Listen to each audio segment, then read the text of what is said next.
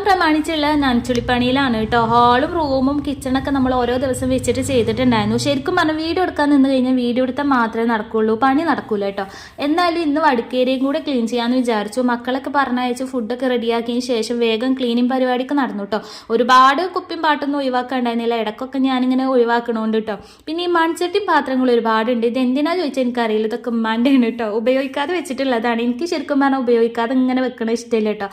അത്രയും സ്ഥലം വേസ്റ്റ് ആവല്ലേ വിചാരിച്ചിട്ട് ഉമ്മ പറയും ഈ പണിയെടുക്കാൻ നിന്ന് നിന്റെ കുപ്പിയും പാത്രമൊന്നും കാണൂല അറിയിട്ടോ.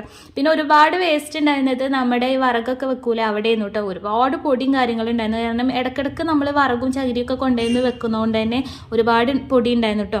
എൻ്റെ അമ്മ പറയുന്ന ഡയലോഗ് ഉണ്ട് കേട്ടോ, ഒരു പെണ്ണിൻ്റെ വൃത്തി അറിയണമെന്നുണ്ടെങ്കിൽ അടുക്കള നോക്കിയാൽ മതി, അതേപോലെ തന്നെ വൃത്തി മാത്രം പോരാ വെടുപ്പും കൂടി വേണമെന്ന് അറിയട്ടെ എൻ്റെ അമ്മ. അതായത് നമ്മൾ എടുത്ത സാധനം എടുത്തു കൊടുത്ത് വെക്കുക, എപ്പോഴും എല്ലാതും നീറ്റായിട്ട് വെക്കുക, പാത്രം എടുത്തു കഴിഞ്ഞാൽ അപ്പം തന്നെ കഴുകി വെക്കുക, അങ്ങനത്തെ കാര്യങ്ങൾ കേട്ടോ.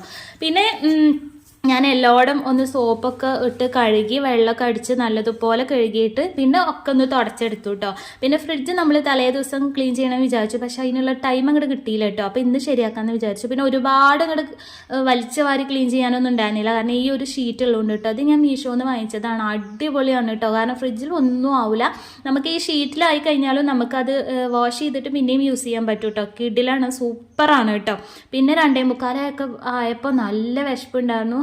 രാവിലെ ബ്രേക്ക്ഫാസ്റ്റ് കഴിച്ചതിന് ശേഷം പിന്നെ ഒന്നും കഴിച്ചിട്ടില്ല കേട്ടോ.